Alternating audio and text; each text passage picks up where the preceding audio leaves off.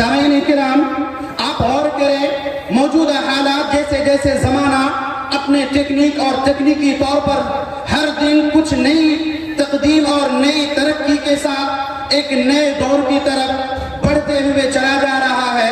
ایسے ماحول میں جیسے ہمارے لیے راستے کھلتے ہیں، ہمارے لیے کچھ چیزیں پیچھے چھوٹتی چلی جا رہی ہیں، اور وہ چیزیں ہمارے اقدار، ہمارے اخلاق، ہمارا کیریکٹر جو ایک انسان کی پہچان ہونی چاہیے، یہ چیز ہم سے آج دن بدن مفقود ہوتی جا رہی ہے۔ وہ اس طور پر کہ ایک انسان اپنی منزل، اپنا گول، اپنا ہدف، اپنا مقصد پورا کرنے کے لیے کتنوں کی ڈھیر لگا دیتا ہے، اپنے پیچھے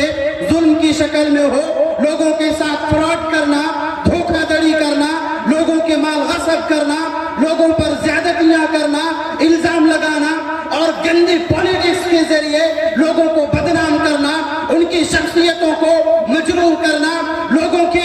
اپنے مفاد کے لیے لوگوں کی بلیاں چڑھا دینا۔ عام ایسے سادے لوگ جنہیں دین،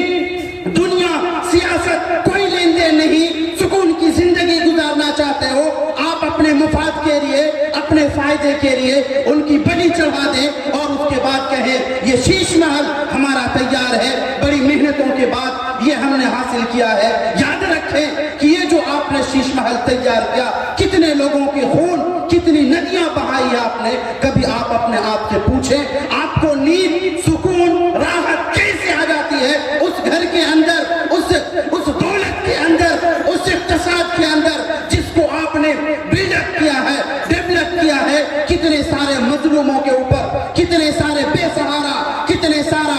کتنے معصوموں کو اپنی اس راستے میں ان کے قربان کر کے آپ نے جو یہ تعمیر کیا ہے، آپ سوتے کیسے ہیں؟ آپ کے ضمیر کے اندر کیا کبھی حرکت نہیں ہوئی؟ ہماری مائیں بہنیں بھی اس کے اندر آپ سوچیں کہ اس فکر کو یا اس گول کو آپ نے کس طور پر انہیں ابھارا کہ وہ انسان اس طرح کی چیزیں تیار کرے۔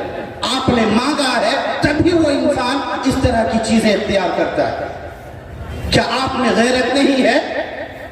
کیا آپ آسمانی آفتوں کے شکار نہیں ہو رہے ہیں؟ ظاہر سی بات ہے، جب آپ کا شوہر، آپ کا باپ، آپ کا بھائی، آپ کا ریلیٹو، آپ کا رشتہ دار اگر وہ ظلم کی راہ میں چل رہا ہے اور آپ ان کے اس کمائی کے ذریعے سے پرتعیش زندگی گزارنے میں مست ہیں، تو یاد رکھیں آپ بھی ان کے ساتھ برابر کی شریک ہیں۔ آپ نے ڈیمانڈ ایسا رکھا ہی کیوں کہ وہ انسان غلط کرنے پر اتارو ہو جائے، اس کے اندر آپ بھی شامل ہیں۔ لہذا جیسے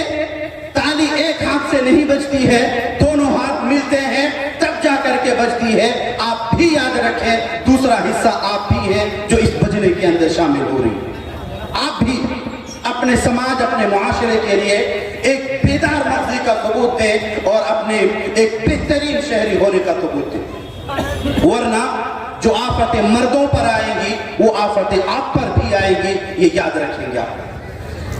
آئیے کچھ اور مسائل ہیں جو آفتوں کے تعلق سے ہمارے سامنے آتی ہیں، وہ یہ